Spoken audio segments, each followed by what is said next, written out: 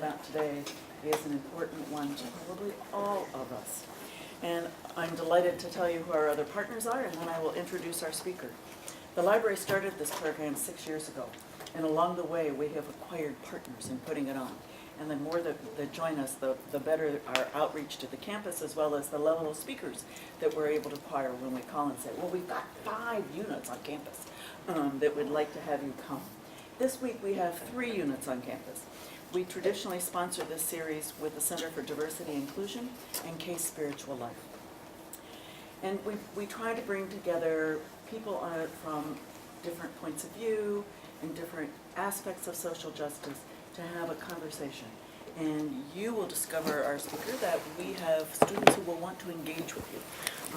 Cool. That's part of why they have come here today. So let me introduce to you our speaker. Her name is Sinsi Hernández-Cancio, and she comes to us as the Director of Health Equity at Families USA, where she leads the organization in efforts to advance health equity, reduce racial and ethnic disparities in health. She's worked in this field of health policy for over 15 years and has a long-standing commitment to advancing social justice and fighting for the rights of people of color, especially vulnerable women and children. You will find that you have partners in your efforts in this university. Fantastic. She earned a bachelor's or an AB from Princeton University at the Woodrow School of Public and International Affairs, and a JD from NYU School of Law, where she was a Hayes Civil Rights and Civil Liberties Fellow. But to set the stage for this, Dr. Martin Luther King Jr. said, "Of all the forms of inequality, injustice in health is the most shocking and inhumane." And as we think about this individually, a person's physical and emotional health and our well-being is fundamental to our ability to grow, to learn, to contribute, and to thrive.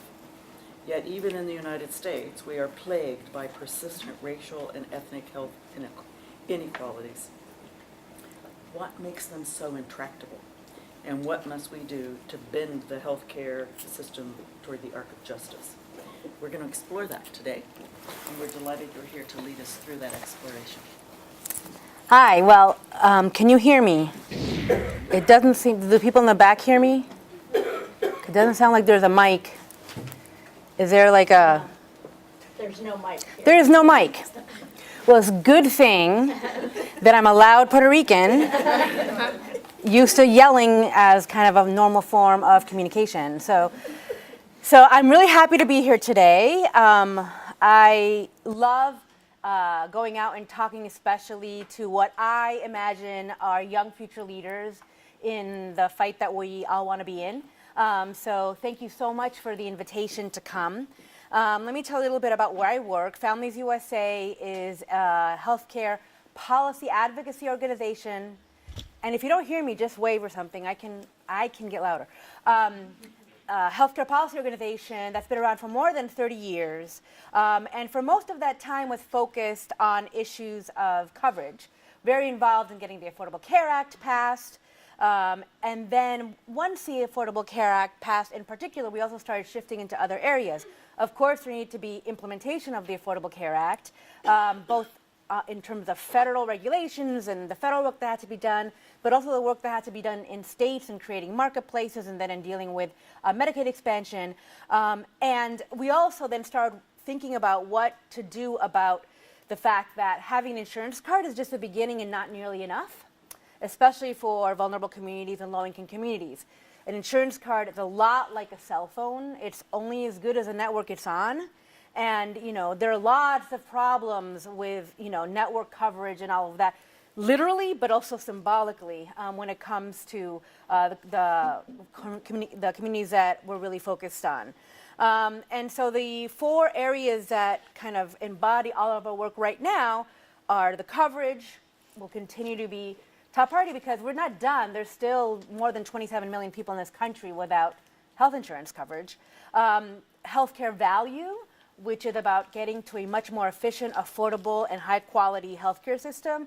Health equity, of course, and consumer engagement, because Families USA's role has always been in that there isn't enough of a focus on individual and family experience in the healthcare system, there needs to be a lot more consumer engagement in that. Not just in how people engage with their doctors, but how communities are engaging with policies that really affect their health. The way we do that is basically we have 4 principal areas where we work. We're a policy advocacy organization. We do a lot of policy advocacy. We have federal relations folks that work a lot with not just Congress, but also the administration in terms of regulations and all of that. Obviously, communications, we need to get the word out. And one of the most essential parts of the work that we do is the state and national partnerships that we have with advocates at state level who are doing all sorts of different kinds of healthcare advocacy, and then a lot of the national organizations, some of which are focused 100% on healthcare advocacy, some which are multi-issue organizations that represent communities of color or other interests. So here's a reminder of why, because I know this is a series about social justice. And so I want to really frame our conversation today about this connection, about how the problems of health inequities are such an underminer of social justice in this country, right? So he said this more than 40 years ago. But if we look around today, if you look at the crisis in maternal mortality among Black women, areas in this country where there's a shorter life expectancy than in developing nations, and the list can go on and on and on. We really have so much more to do in this space.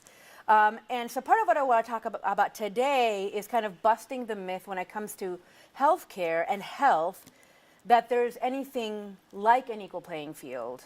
And also the myth about that, people just have to make better decisions over their, about how they live their lives. Because embedded in the concept of better decisions is an idea that they have choices to make, that there are better choices available to them. So we're going to talk a little bit about that. Our frame for health equity is very much an issue of that there's a huge difference between equality and equity. And I think probably all of you grasp that. One of the things that is, so this goes right to the heart of the fact that we don't really have an equal playing field. And so we have people that, cannot get what they need. Interestingly, in healthcare, there's a lot of people that can't get what they need for a variety of reasons. We have a very broken, dysfunctional healthcare system, and it's great that we're getting more people access to care through insurance cards. At least we hope they're getting access to care through the card. But we also know that there are some really huge dysfunctions in the healthcare system itself that need to be addressed. And so, what I want to connect today is that, as health equity advocates, the very center of our vocation is a belief that every single human being has a right to the best possible health and healthcare, right? But it's not enough to say we have a right to healthcare. That needs to be supported with policy, with resources, and decision makers need to be able to do that. That distribution of resources to be able to get to a place where everybody has positive health. And so right now, in the last several years, there has been an effort to change the way we pay for healthcare, called health system transformation or healthcare delivery and payment reform, that is an opportunity to rearrange those boxes that you see up there, maybe even create new boxes to get closer to equity. So we need to, so that's a lot of what I want to talk about today, is how do we take advantage of this opportunity, which is both a risk, but also a potential enormous way to accelerate equity. So let's start talking a little bit about racism and discrimination creating these inequities. And I want to be very clear. When you look at data, usually you see data organized by, race is a risk factor for X, Y, or Z. But it's not race that is a risk factor. I mean, there's some genetic, very small, genetic variations that may increase risk factors. It is the experience of being a person of color living in this country. It is racism and discrimination that is a problem, not your race, right? We'll get a little bit more in that in a moment. So I'd like to, I heard that you guys like to interact. So can anybody say how old they were when they realized that such a thing as health inequities existed? Anybody want to be brave and volunteer? I grew up without health insurance until I moved abroad at 22, and I realized the difference in elementary school. Yeah. Anybody else? I realized it when I had to like double think whether I should make a doctor's appointment or not. And these are all very common barriers. How about specifically racism? Racism in health and healthcare. Anybody have a recollection of realizing when that happened? So let me share a story. Families USA is all about ensuring that we have a human face to the challenges that we need to resolve. Whoops, wrong way. So I'm going to tell you a story about a 4-year-old girl who was Puerto Rican girl living in Massachusetts, and when she learned that racism in healthcare existed. And so, in case you're wondering, that is me at 4 years old. And my dad was a doctor, and the reason he lived in Massachusetts was because he was doing his internship and residency in Springfield, Massachusetts, which incidentally at the time, and I'm not going to say the decade because I don't want to age myself too much, but at the time there were about 30,000 Puerto Ricans in Springfield, Massachusetts, and not a single Puerto Rican doctor. So my dad is rotating, so basically as a 4-year-old girl, what I experienced is my dad coming home one day, screaming and yelling, super pissed off, swearing in Spanish very colorfully, and just really, really pissed off about his day at work. And when he starts to explain to my mom, and I'm nosy and precocious and like to listen, he starts telling a story about the fact that he realized that in the ER, that the Puerto Rican patients were always only getting the students and never getting the experienced doctors. And my dad had the audacity, some would say the cojones, right, to confront his attending, which you don't confront your attendings, to ask, why is this the case? And what is even more cojones, really, is that the attending answered him, well, of course, those are the ones we practice on. And so at 4, clearly it made an impression on me. But then the next step is that a year later, I'm in that hospital extremely sick. They think I have meningitis. I'm alone, being held down by a bunch of white men in masks because they want to do a spinal tap. And all I know at 5 years old is that when people have masks, they're doing an operation, and that people are supposed to be asleep when they're doing operations, and I am wide awake. And so I was thinking, oh my God, they're experimenting on me. At 5 years old. This is not an outlier experience for people of color in this country. Not back then and not now.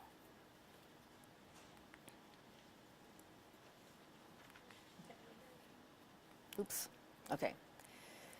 So as a little bit of proof about that, earlier this year and the end of last year, the Robert Wood Johnson Foundation partnered with the Harvard School of Public Health and with NPR.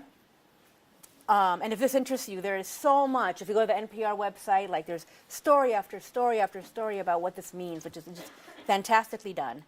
And they did a big report that was really groundbreaking on discrimination, on the experience of discrimination in this country. And it asked questions.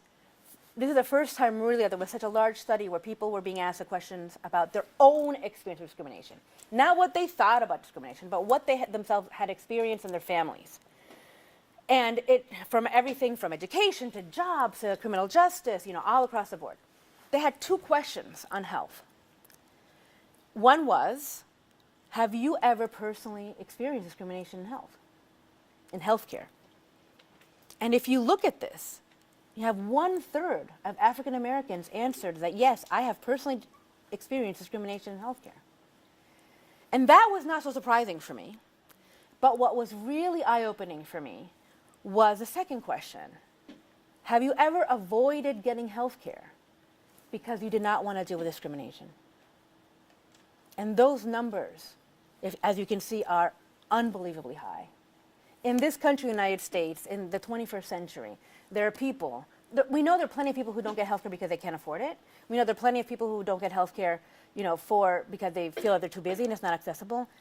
But to say that the reason you're not getting healthcare is because you don't want to be mistreated and disrespected is obviously a crisis that we need to address. So probably a lot of you have heard about the social determinants of health. And so it's very important, especially when we're talking about racism and other structural reasons why people have such challenges with healthcare, and in particular, why there's so many health inequities in this country. It's important to understand that health is a product of many, many different variables called the social determinants of health. How many people have heard of the social determinants of health before? Basically, the concept is that, where you live, where you're born, what you do in life, is in many ways much more determinative of your health than either your genes or even the health care that you get, right? And so this is a really good schematic that the Kaiser Family Foundation put together to kind of explain the different categories of this. Anybody have any comment or critique on what might be missing or what might need to be revised?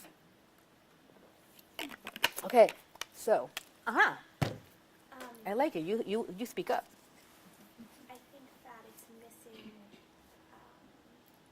the institutional policies that lead to a dangerous neighborhood, like factory farming near communities of color, leading to, and like if you look east of the river here in DC, the Anacostia River, a lot of the industrial things that were happening in the past that they're still trying to clean up, that Yep. was That's zoned excellent. to be in communities of color. That is excellent because that is, you're referring to what a lot of people call environmental racism. So I am friendly with people who did this report, and I let them know that I had some friendly amendments. The main one is that food needs to be broader than that because it's physical sustenance, because it has to include clean water and clean air. And like right now, with what's happening with the EPA, with all of these that have been happening in Flint, and by the way, Flint is only one of literally thousands of communities that have problems with lead in their water, just the one that got the most attention.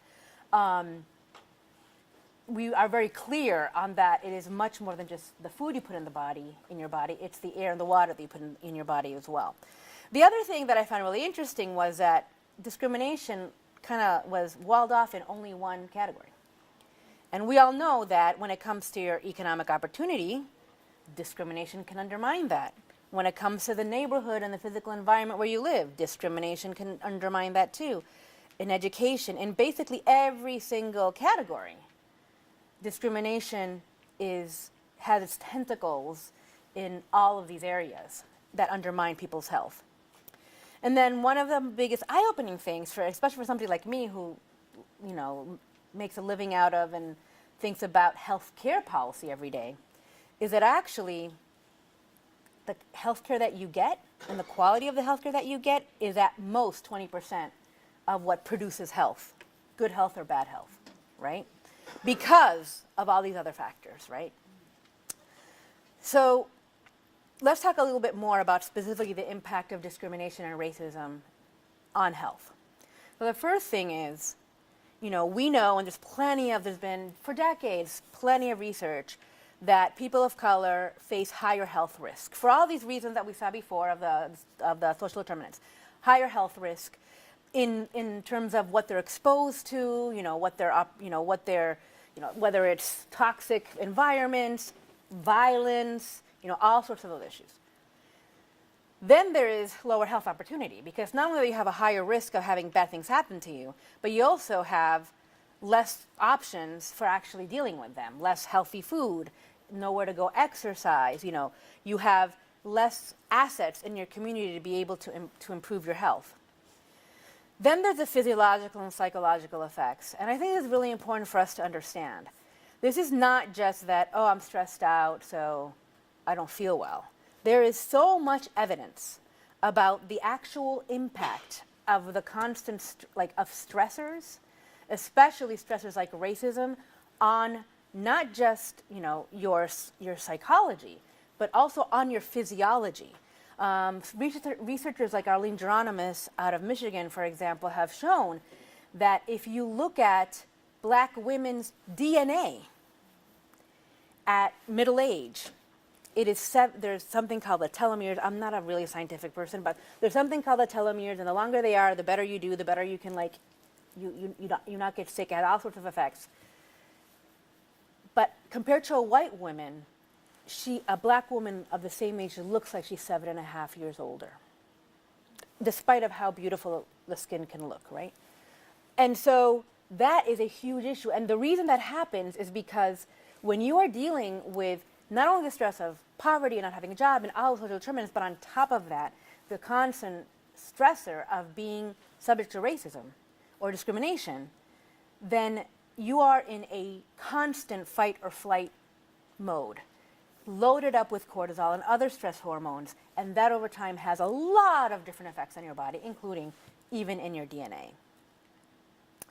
And then you're sick and you need to try to get care, and then you have to deal with biases in the healthcare system. And that is not just overt stories like one-on-one interactions with, biased providers, but just the fact that the healthcare system is set up in a way that is not set up to really serve you and your family and your community's needs well. So, as a result, we end up in a country where your zip code is much more determinative than your genetic code. But at the same time, in this country, given the level of segregation that we have, because of systemic racism, and again, systemic racism is not how people feel about each other or the words they use. It's the decisions that are made by people in power on how they are distributing resources and risks across communities, right? What ends up happening is that we have continue to have so much residential segregation in this country. We haven't gotten much better than 50 years ago, honestly, which also then concentrates poverty and health risk. And then there's a maldistribution of healthcare assets and resources in those locations. And so you end up with vast differences in health outcomes by zip code, which in this country generally means also race. So if you look, for example, at DC, you can see that there are huge differences in life expectancy. This is not even looking at race. This is just in general. Life expectancy between DC and, let's say, Fairfax County or Montgomery County. And so what do you want to do if you live longer? You need to move to the suburbs? Well, except for Prince George County. And why do you think that is? So this is interesting. This is what they call like a race density heat map. And so red is white and blue is black. And so if we think back to those numbers, DC, area that has a good part of blue, 77. If you move into Alexandria, which is much redder, 83. 84, upwards of Bethesda. 94, out like towards McLean, right, where you see a lot more red, a lot less blue. But then if you look at Prince George County, that's very, very blue. It hardly looks different from Washington, D.C. One really egregious example of these differences is New Orleans, where you can go from 55 years of life expectancy in downtown New Orleans all the way to 80 up near to the water. And so this is not by accident. It's really important, especially when we're talking about places like New Orleans or Puerto Rico or even the Florida Panhandle. Yes, natural disasters happen, but these are not natural disasters. This is not like the weather. This is a result of decisions that were made about resources and risk for different communities. So what happens is that, of course, we have these persisting, racial disparities, and it works there are many levels to this. Number one, people of color have less access for health insurance, and that affects that 20% that we saw in the previous chart. One really amazing thing about Obamacare that hasn't gotten enough attention, and I think should, was that at least until last year, before they started messing too much with healthcare in this country, again, going backwards, one of the effects of Obamacare was that for the first time in the history of the United States, a black child was no more likely to not have insurance than a white child. There are very few places where we can say that there is actually equality between black and white kids in this country. And that is one of them. And that is because of Medicaid. We can talk more about Medicaid later. But so you have less likelihood of having insurance. And then you have an increased burden of serious and chronic diseases on two levels, right? You're more likely to have certain diseases, but you're also going to have much worse outcomes from the same diseases, right? So, if you're a white diabetic, you're less likely to have your leg amputated than a black diabetic, let's say. And so I encourage you, we have a whole bunch of infographics on our website that go through many of these. In fact, we just released the new Latino one. We updated the data for Latino for Hispanic Heritage Month. We will be updating the Native American one next month, and we'll be seeing rolling updates coming along. But it's a really good snapshot of some of the biggest disparities. And so, if you look at these are just some examples of the most salient African American health inequities. One of the things that is really challenging, if you look at, there's been a lot of news about maternal health. The stories that Serena Williams and Beyonce and others have really made a lot more attention to that. And DC has been doing some really interesting things to try to address it. The mayor had a summit. In New York City, they're doing a whole bunch of other things. So it's getting a lot of attention now. Thankfully, finally, after decades of it being a huge problem, it's finally getting some attention. And the interesting thing there is that a white woman with less than a high school education will have a better health outcome than a black woman with a graduate degree. So a lot of people will want to say, oh, there's all these economic and educational things. No, this is a very clear example of the role of race in this. The other thing that is really challenging is in the area of childhood asthma.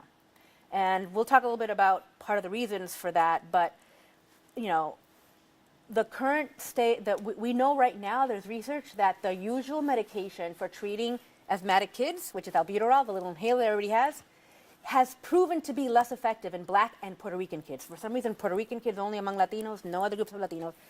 And so, that is a huge challenge. Like, if the medicine that everyone gets just doesn't work so well for you, well, of course that would explain why there's higher mortality and you have all this higher morbidity, right? And here's some examples of Latino health inequities as well. So what this means is that if you want to move the needle on health outcomes for people of color, the good news is that there's so many different ways you can do it. Like, if you're interested in making a difference, you can make it across the entire spectrum of these health equity intervention points. The bad news is that not one thing is going to fix it. You actually have to be able to make changes in all of these levels. And one of the ways that we like to think about it is, on the one hand, you have people who are working really hard on dealing with the root causes, with the poverty, the unemployment, all of that. On the other hand, you have what's happening inside the walls of hospitals and clinics.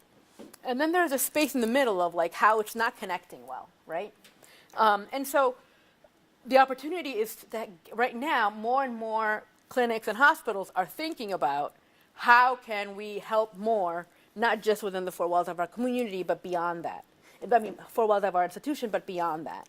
And that's really important because we strongly believe that with the amount of money that the healthcare industry has in this country, which is 17% of GDP, they should be doing a little bit better stewardship of that money and investing it where it's really needed to change health outcomes. And what we're talking about is not that we think hospitals should be, teaching people English, but they need to be responsible for making sure that if you don't know English, it doesn't automatically mean you're going to get crappy health care, right? It's minimizing the impact of those barriers, not necessarily removing them, but minimizing the impact of those barriers. So there's an urgency of addressing inequity right now. And one is the cost. There's a recent report from the Kellogg Foundation that kind of quantified the cost of inequities. And of course, people like us really care about the moral cost, the fact that there are 3.5 million, lost life years because of health inequities. And if you think about, every day, more than 200 black people die as a result of an inequity, right? If those more than 200 people were actually sitting in a jet, a 727, and crashed every day, then people might pay attention. But this is all happening kind of under the radar, and so this is something that we care a lot about. But not everybody will be motivated by that.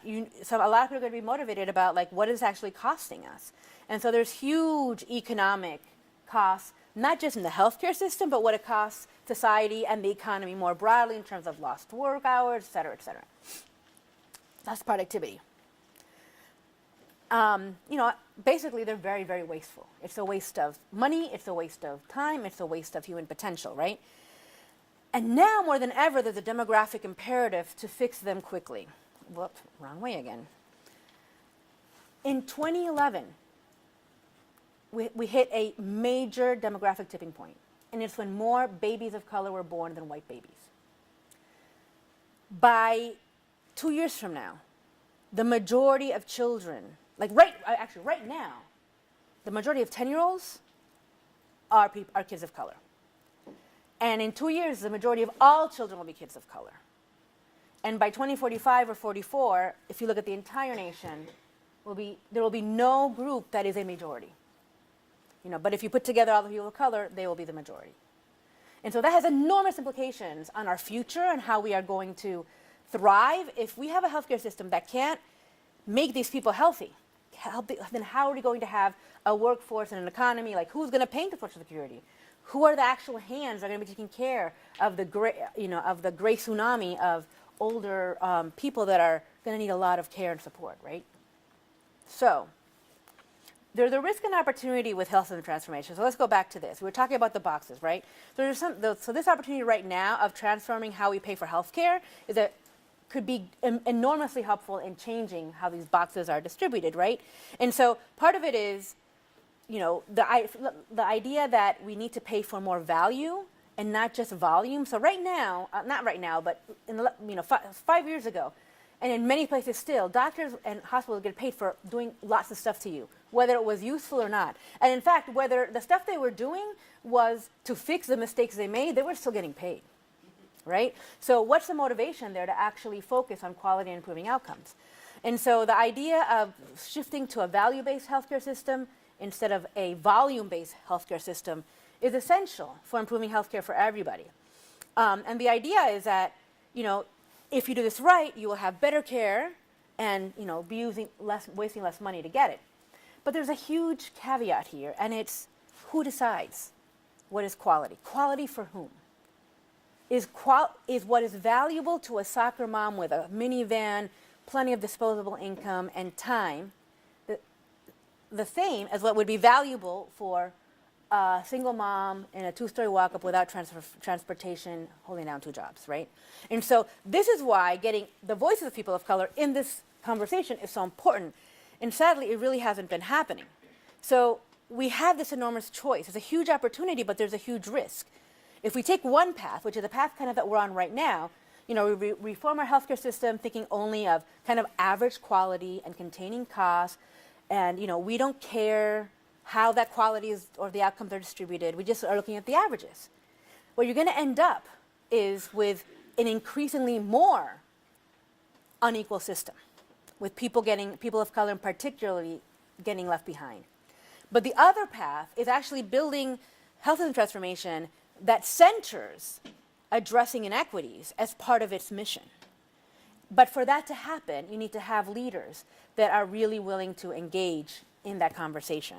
So to get more concrete, on the one hand, if we have systems that help address social determinants, that build links between health systems and the communities, that target money to interventions that we know work, and we know they work and what to target because we have enough data to figure it out, then we can make a huge strides toward the future.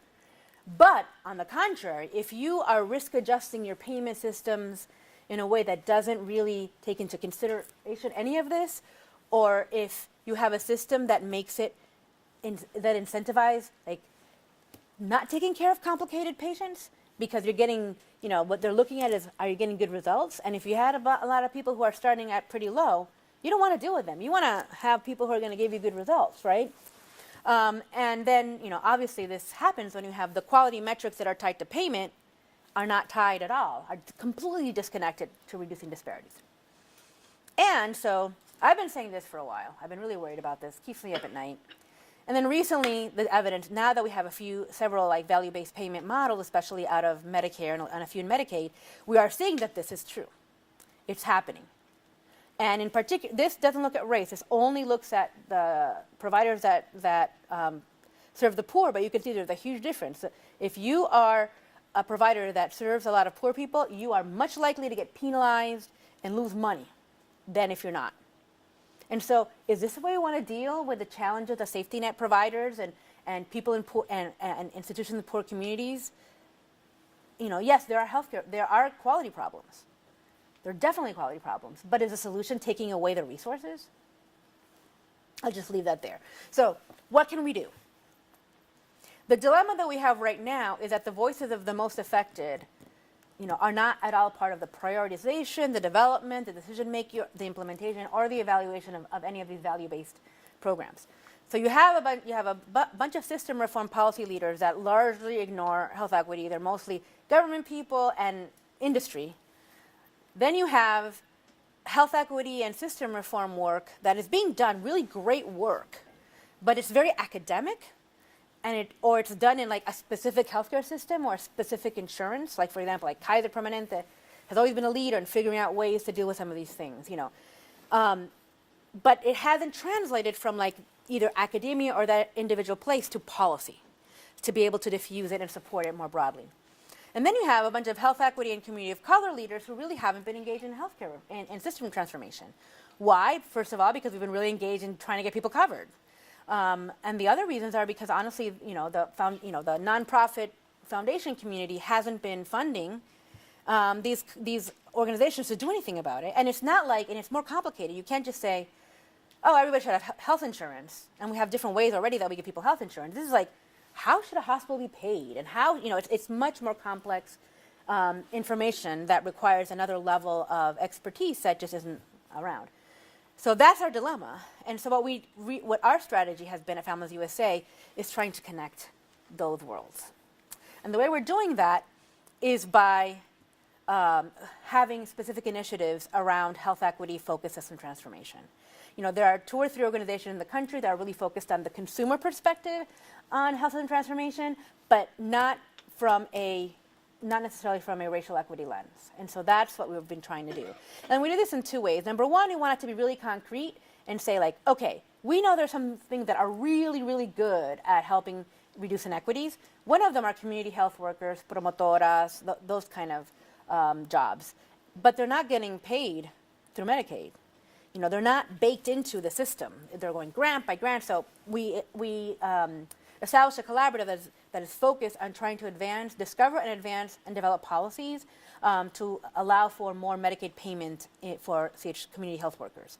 And then the other thing that we did was create a task force that brought in some of those, you know, circles together, which is the Health Equity Task Force for Delivery and Payment Transformation that officially launched in January this year.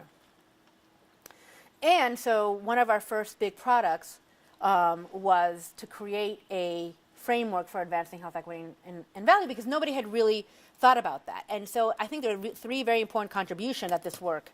One is that we created a rubric for assessing the impact of transformation policies.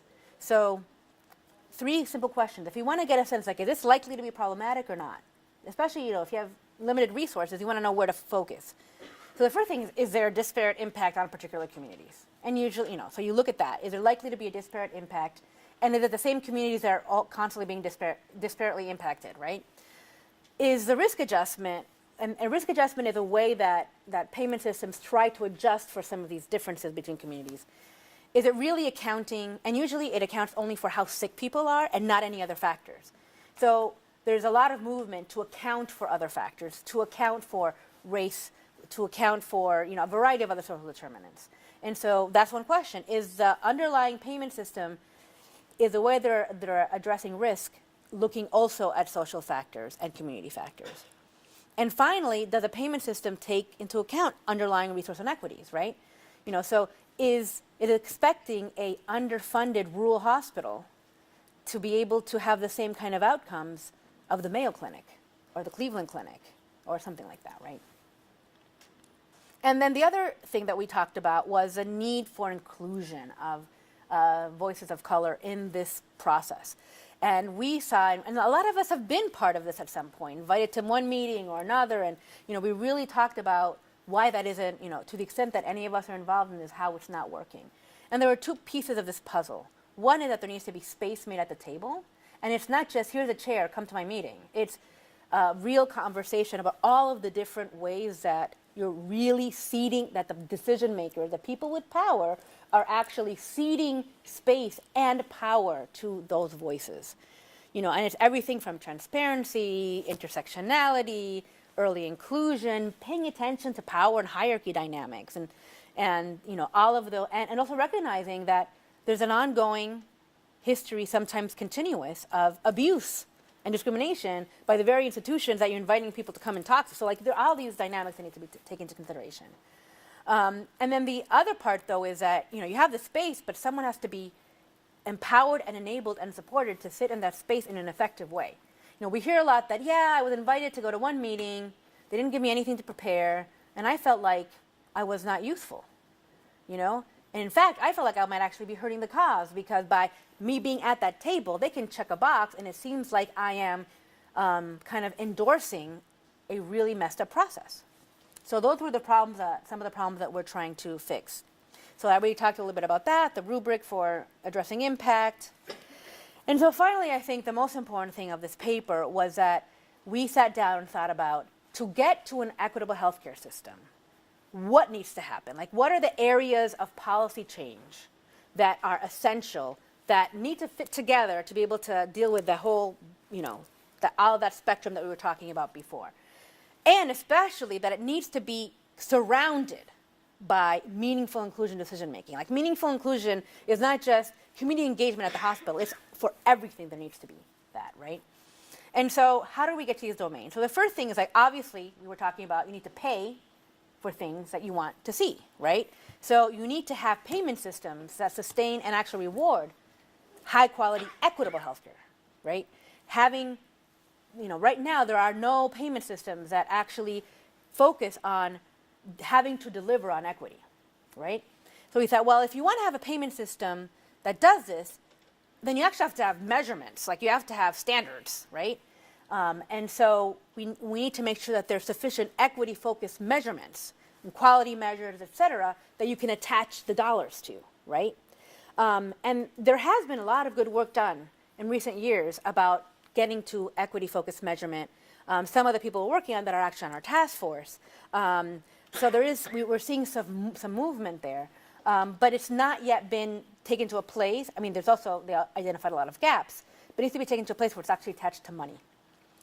But then how do we know which are the measurements that work? And it's that we need to have the right evidence base. And it needs to be representative and it needs to be transparent. And right now it's neither. Most of the medical research that is done in this country was done on white men. Not on women, not on children, and certainly not on people of color. And there are all sorts of dynamic that makes clinical research on people of color really challenging, considering that, oh yes, we have been experimented on. And people know that. And not just by random ER residents, attendings in one hospital, but systematically. So one of the things that's really important is to figure out, how do we not only work on getting a more diverse evidence base, and there's some really great initiatives right now coming out of NIH on that, but also being truthful about what the evidence base is, right? So the evidence base, we should know if this evidence base for this medication was all on white men, then doctors should know that. So for example, I know, because I'm a health policy researcher, this issue with albuterol in Puerto Rican kids. But my kids' pulmonary specialist didn't know that, right? And so that means that if you know that this medication, there are all these sorts of implications with what the standard of care then needs to be for kids whose rescue medication is not going to work very well. So they don't end up in the ER or dead, right?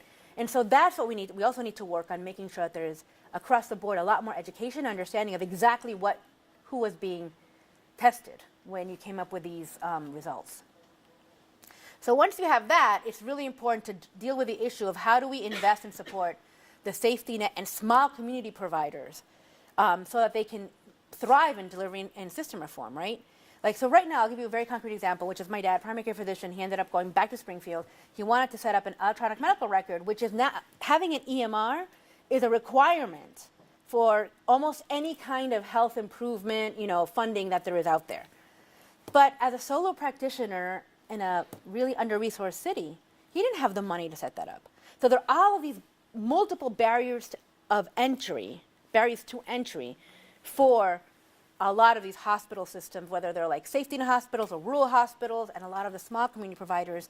And the sad thing about that is that they're the ones that have been in the community forever, and they're more likely to speak the language and know the neighborhood and have generations of care provided, yet they're going to be shut out of this new value-based care system. So we needed to make sure that there were specific policies and resources available to bring them along. Whoops. And then, of course, you need to have people to provide the care at all levels, right? And it needs to be, first of all, there are huge shortages across the board, regardless of your race, in a lot of jobs. There's a lot of people that are going to retire in the next 10 years. They're going to leave huge gaps in nursing, in primary care, in pharmacy. And so we need more people, but we also need them to be more reflective of the community they're going to be serving. And we also need, and it's not explicit here, but better training for everybody, right? Better, whatever your background is.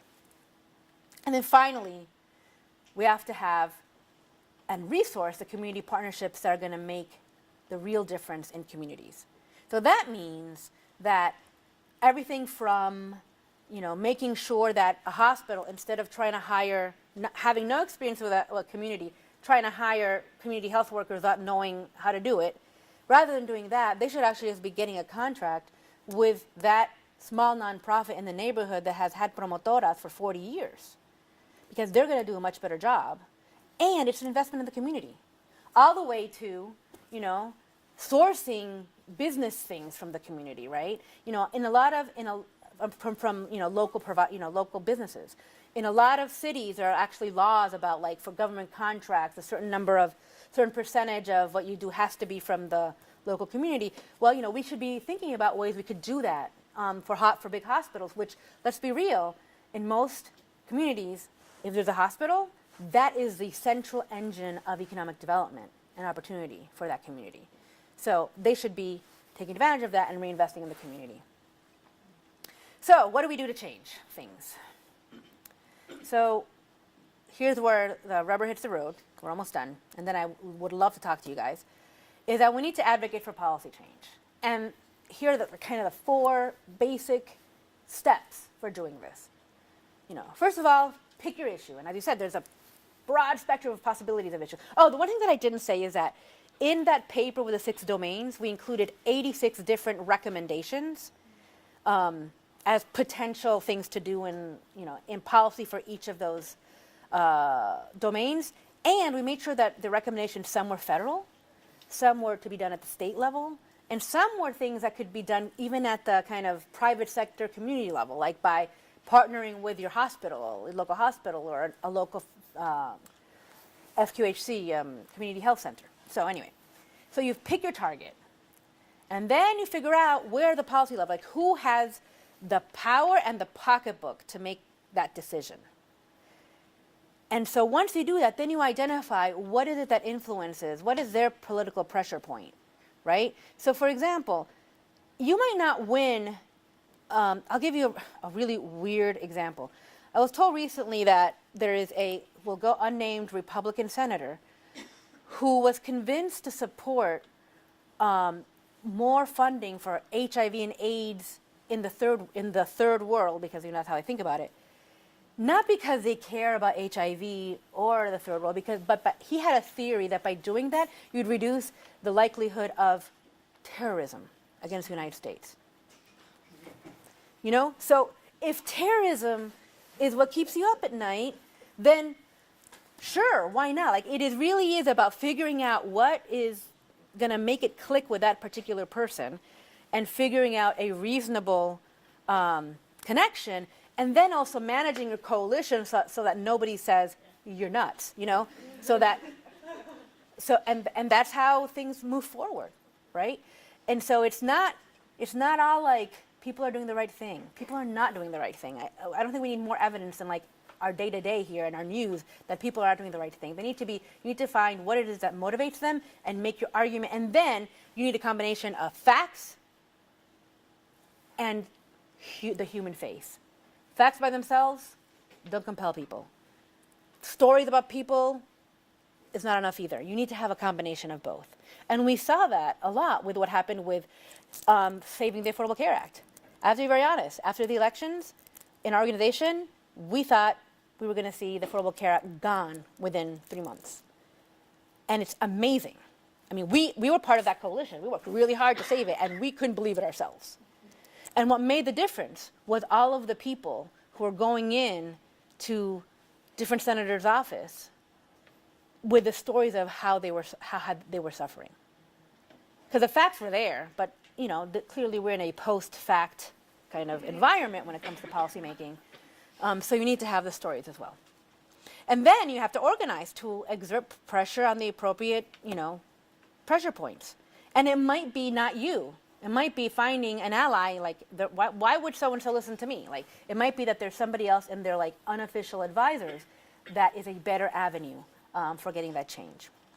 And so, you try to get the deciders to make better decisions. But what happens if they don't anyway? Well, you have to change the deciders. And we are nonpartisan. But we very much are issue advocates. And on our website, we have plenty of resources about how to figure out, where your candidate stands on a variety of issues that you're welcome to share with your family, whatever you decide you want to do with those resources. But it is essential. And the thing about it is that for a lot of the communities that we care about, it is literally life and death. And so we have to step up to the plate. And it's not me. I'm getting tired and older, and it's you guys who have to be pushing this. Because you guys have the energy and the skills and the inspiration and much more creativity than our generation ever would have. So that's my presentation.